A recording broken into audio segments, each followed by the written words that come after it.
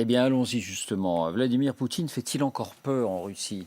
Et le recul de cette peur est-il un signe de délitement politique à venir? Y a-t-il désormais une faille béante donc, dans le règne par la crainte qu'il inspirait il y a encore pas très longtemps? Pourquoi on pose cette question? Parce qu'il y a eu deux déclarations spectaculaires. Elles viennent alimenter cette question, celle d'une chanteuse vedette.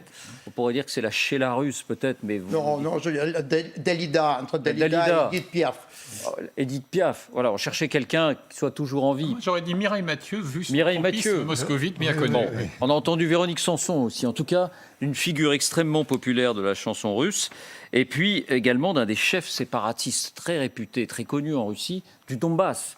Donc un dur de dur. Deux déclarations spectaculaires. Dont l'une s'en prend à Poutine dans des termes très insultants. Le fait que cette déclaration soit faite publiquement, qu'est-ce que ça nous dit justement sur l'absence de crainte? On va les regarder d'abord. De qui s'agit-il précisément? Quelles ont été ces déclarations dans le détail? Voici les indispensables avec Quentin Bérichel. Bonsoir Quentin. Bonsoir David, bonsoir à tous. Donc première déclaration, alors, je ne sais pas s'il faut parler de Dalida, donc de Véronique Sanson, de Sheila. Qui est cette chanteuse russe? C'est elle, regardez, Alla Pugacheva, elle a 73 ans, elle est chanteuse également, actrice, considérée comme la star de la chanson en Russie, surnommée même Prima Donna, la première dame, 250 millions de disques vendus, plus de 3,5 millions d'abonnés sur Instagram, ultra populaire aussi bien chez les jeunes Russes qu'au plus haut sommet de l'État qui lui décerne de nombreux prix. En 1991, par exemple, elle reçoit le prix de l'artiste du peuple russe. Ici, vous allez le voir, c'est la première chanteuse à s'être produite à Tchernobyl en 1986, après la catastrophe nucléaire. Eltsine, Medvedev et même, vous allez le voir, Vladimir Poutine ne manque pas d'une occasion de s'afficher avec elle. Vous le voyez, le président russe lui décerne par exemple en 2014 l'Ordre national du mérite et de la patrie. Alors, est-ce qu'on a un extrait de chanson d'Alla Pugacheva? Non, alors on l'a pas maintenant. Donc tout a basculé, Quentin. Oui, hier, Alla Pugacheva publie ce communiqué sur son compte Instagram. Elle demande, je cite, à être classée parmi les agents de l'étranger de mon cher pays. En d'autres termes, être considérée comme une traître. Pourquoi? Parce qu'elle indique vouloir être solidaire avec son mari, Maxime Galkine, comédien très connu lui aussi en Russie. Vendredi, il a été placé sur cette même liste de noms après avoir critiqué à plusieurs reprises la guerre en Ukraine. Alla Pugacheva est donc solidaire de son mari. Et hier, pour la première fois, elle s'oppose à Vladimir Poutine. Il, en parlant de son mari, souhaite la fin de la mort de nos garçons pour des objectifs illusoires qui font de notre pays un paria et pèsent sur la vie de nos concitoyens.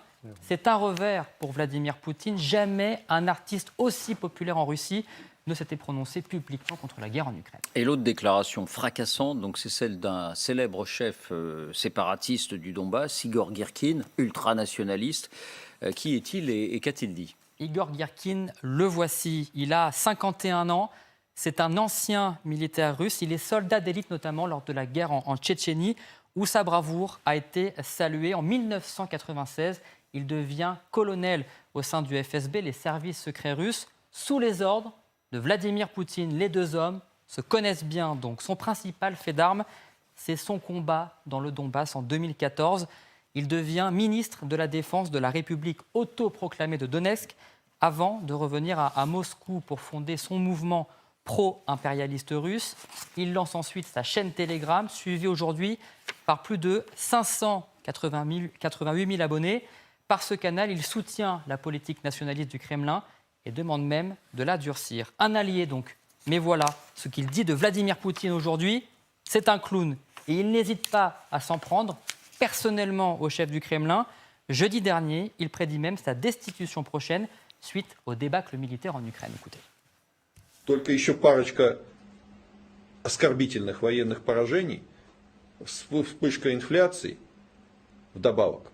И вот мы получаем ту самую революционную ситуацию. Верхи не могут. Igor Girkin est très critique envers la stratégie russe depuis le début de la guerre. Il souhaite la mobilisation générale, la guerre totale contre l'Ukraine, 2 options que Vladimir Poutine a toujours refusé de prendre. Pour le militaire ultranationaliste, c'est clair, la Russie va très vite perdre la guerre. Écoutez. Война будет продолжаться до полного поражения России. И вот тут они пойдут на мир, и мы там в каких-то компромиссных условиях этот мир подпишем. Этого не будет, но явно подразумевается, что на это очень многие примеры надеются. Merci Quentin. La parole à vous, Alexandre. Encore une fois, ce qui surprend, c'est pas que ce soit pensé, c'est que ce soit dit publiquement, sans peur de représailles. Est-ce que c'est un signal pour vous que Vladimir Poutine ne fait plus peur et est-ce que c'est un signal politique de sa perte d'autorité d'une certaine manière? Un signal politique de sa perte de popularité à l'intérieur du pays. Parce que, en fait, le mur de la peur et le mur du mensonge est en train de se fissurer aujourd'hui à Russie, comme c'était le cas d'ailleurs du mur de Berlin il y a déjà quelques années. Donc ça peut d'ailleurs s'accélérer, ce processus du délitement que j'observe actuellement. Mais quand même un mot concernant ces 2 personnages, Pugatcheva d'un côté et Girkin de l'autre. Il ne faut pas les mettre dans le même sac. Ah bah, et c'est pas la même opinion. C'est-à-dire s'il critique ouvertement Poutine, mais il critique de façon complètement différente. Pugatcheva, il se trouve d'ailleurs que je la connais personnellement pour une petite anecdote, elle s'était produite en novembre 1982, donc il faut remonter loin, sur la scène de l'Olympia, excusez du peu. Et moi, j'étais à l'époque à l'ambassade soviétique, j'étais censé la traduire sur la scène de l'Olympia en français, ces chansons en français. Mais c'était complètement inutile. Pendant qu'elle chantait? Non, avant ou après, je ne me rappelle plus. Mais c'était complètement superflu parce qu'en fait, le public était composé de 99% de russophones. Donc, alors, ils chantaient en russe. Mais c'est une vraie icône, c'est une vraie symbole, un vrai symbole de la chanson populaire en Russie. Donc, et elle critique Poutine parce que, d'après elle, il est trop dur par rapport aux libertés, par rapport aux droits de l'homme, par rapport à sa vision de l'Occident et du monde de façon générale. Alors que Girkin, lui, il critique Poutine exactement pour le contraire, en lui reprochant d'être trop mou. Donc c'est pour ça que je crois que ça reflète la situation en Russie, où l'opinion publique aujourd'hui commence à se cristalliser, commence à devenir de plus en plus visible, audible, c'est-à-dire les Russes, comme à l'époque de Gorbatchev, la glasnost, c'est-à-dire la transparence qui apparaît, les langues se délient. Eh bien, il y a 2 Russies qui apparaissent. Il y a une Russie qui est représentée grosso modo par Pugatcheva, c'est une Russie démocratique, c'est une Russie pro-européenne, c'est une Russie qui veut aller vers le monde. Il y a l'autre Russie qui est représentée par Girkin, c'est une Russie qui veut se renfermer sur elle-même au nom d'un certain messianisme russe et narguer l'Occident. Mais je pense que ces 2 Russies, elles existaient avant. Ce qui nous intéresse, c'est que la critique s'exprime ouvertement. Audrey Chabaille a retrouvé l'extrait de Alla Pugatcheva. Je vous propose simplement de l'écouter. Simplement, on va se rendre compte de qui est la Edith Piaf ou la Mireille Mathieu ou la Sheila russe.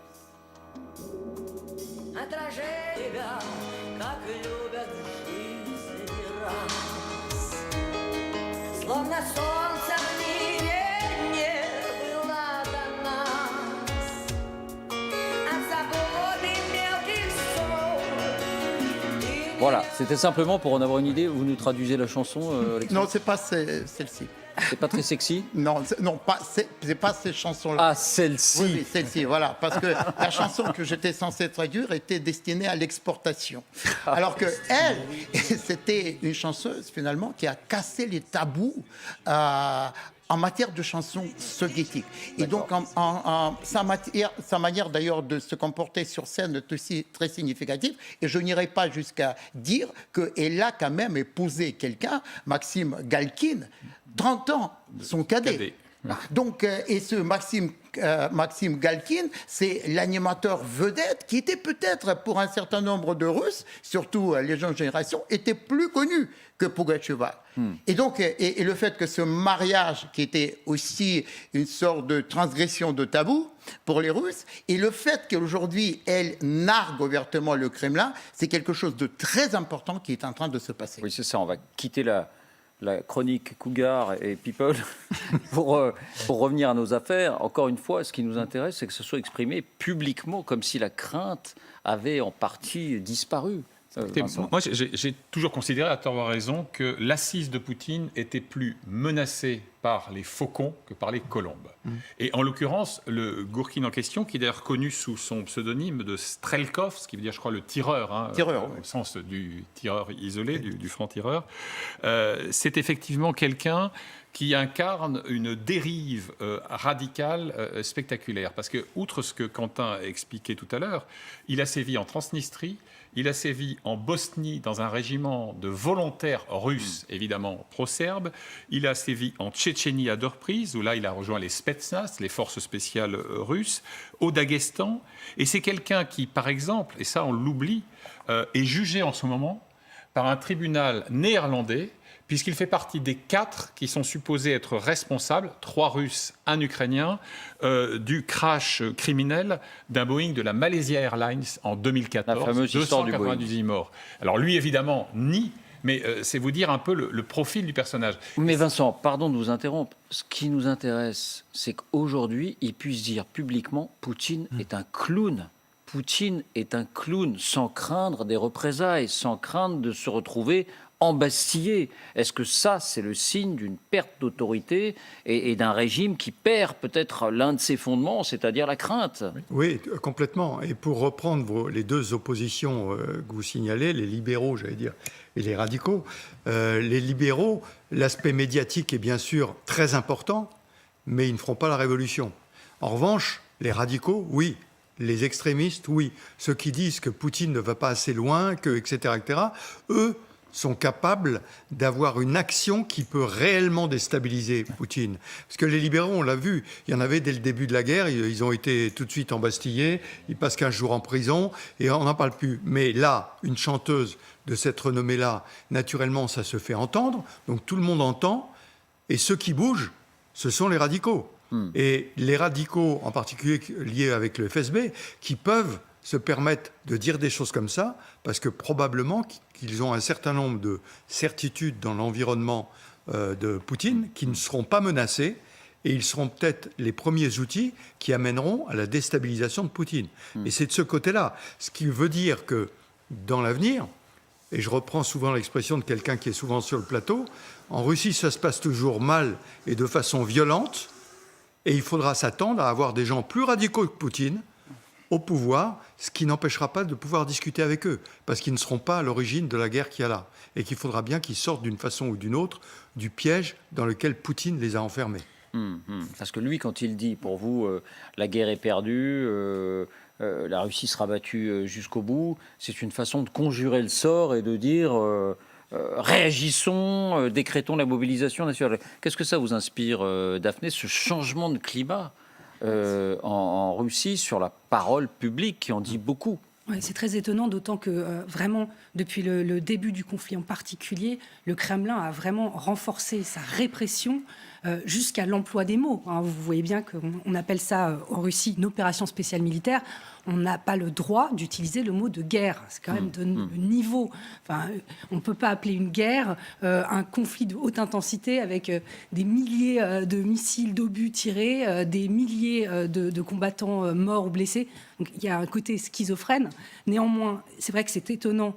Ne serait-ce que, par exemple, moi, ce que j'observe pas mal, c'est la communauté des blogueurs militaires russes qui commentent très copieusement. Souvent nationalistes. Souvent nationalistes, pas tous, mais quand même, qui commentent très régulièrement donc, les avancées, voilà, le front en Ukraine, et qui, depuis 3 semaines, émettent publiquement des doutes sur la stratégie, sur les tactiques, sur la qualité du commandement russe. Donc ça, c'est intéressant, parce que ce sont des spécialistes quand même de la chose militaire qui osent publiquement critiquer ce qui est fait.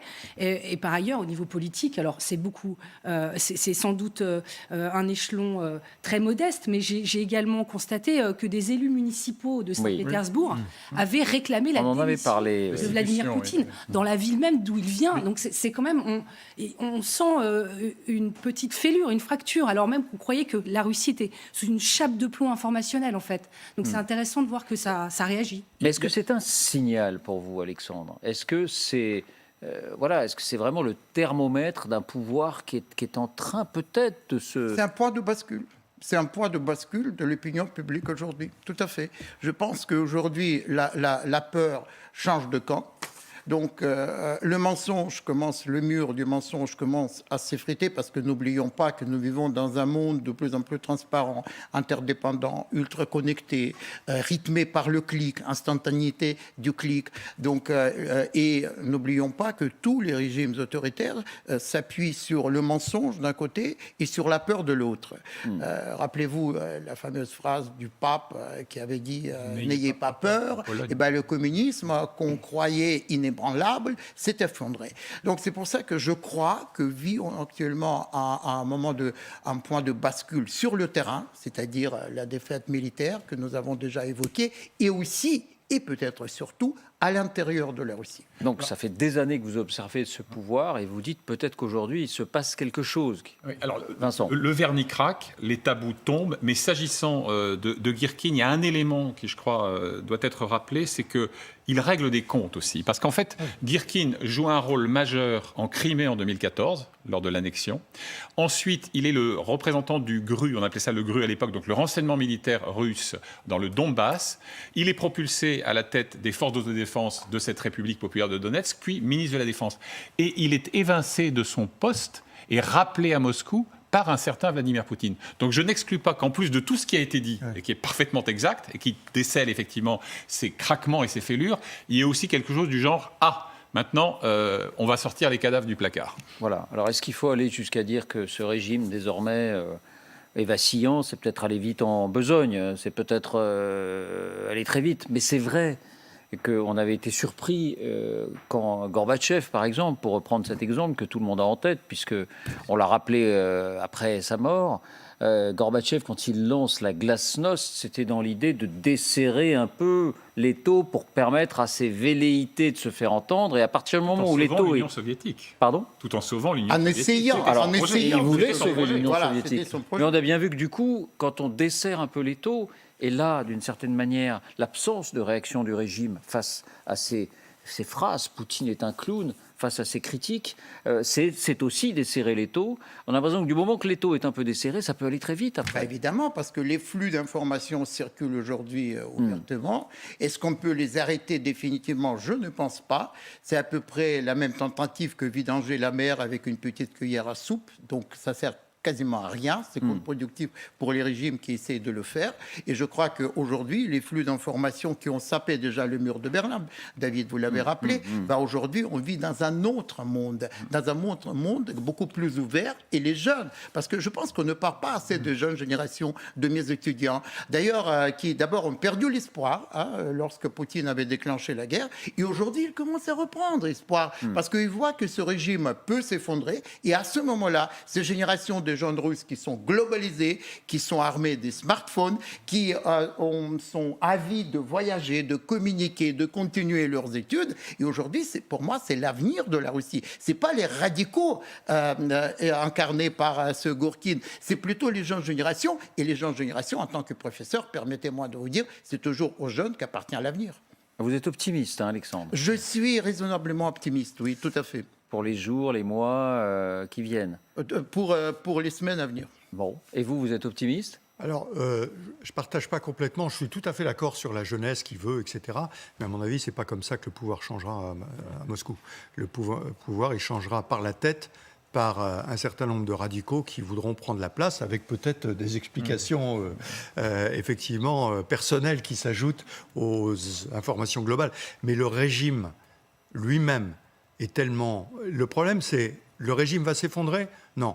On va remplacer celui qui a mis le régime en danger. Oui, c'est deux visions bien différentes. Ouais, d'où l'optimisme très mesuré. Balle au centre, Vincent. Oui, non, l'après-Poutine peut être pire que Poutine. Ça, c'est pas totalement exclu. Non, dit Alexandre. Non, pas du tout, pas du tout. Ça n'est écrit nulle part. Personne n'a la boule de cristal, évidemment. Mais ce qu'il faudrait après Poutine, parce qu'on se projette déjà d'une certaine façon dans l'après-Poutine, et le temps s'accélère, il faut jouer la carte de la loi. Est-ce que je peux vous rappeler que la Constitution russe de 1993 avait été écrite avec la participation d'experts français et qui était calquée sur le modèle de la Ve République française. Donc, et vous savez qui a assure l'intérim en cas d'incapacité du président à assurer son mandat. C'est le Premier ministre russe. Peut-être ça vous rappelle le cas d'un certain Vladimir Poutine, lorsque Yeltsin avait abandonné, jeté l'éponge, et c'est Poutine, qui était absolument inconnu à l'époque, qui prit le pouvoir avec toutes les conséquences qu'on sait. Et je voudrais tout simplement vous rappeler le prénom du Premier ministre russe, même moi d'ailleurs, parfois je ne le retiens pas, c'est pour ça que je regarde mes notes, Mikhail Mishustin. Et bien c'est lui qui est censé assurer l'intérim en cas de destitution de Poutine. Alors voilà, il faut voir si le droit constitutionnel, la Constitution s'applique pleinement. Le en concept Russie. même de droit a été totalement dévoyé. Daphné émettait une remarque très intéressante tout à l'heure. On est dans un paradoxe, là encore. D'un côté, on a un système répressif qui a par exemple tué dans l'œuf le mouvement des mères de soldats, à la différence des épisodes afghans et tchétchènes. Et de l'autre, on laisse une consoeur passer en plein 20h avec un panneau non à la guerre en vouement. Et effectivement, on ne met pas en cabane un type qui humilie, pour reprendre une thématique très en cours au Kremlin, le tsar de toutes les Russies. Bon, on aura sûrement l'occasion d'en reparler évidemment très vite. Merci, Général Trinquant, merci Vincent, merci Alexandre, merci beaucoup Daphné d'avoir été avec nous et d'avoir animé 24 heures place au parti.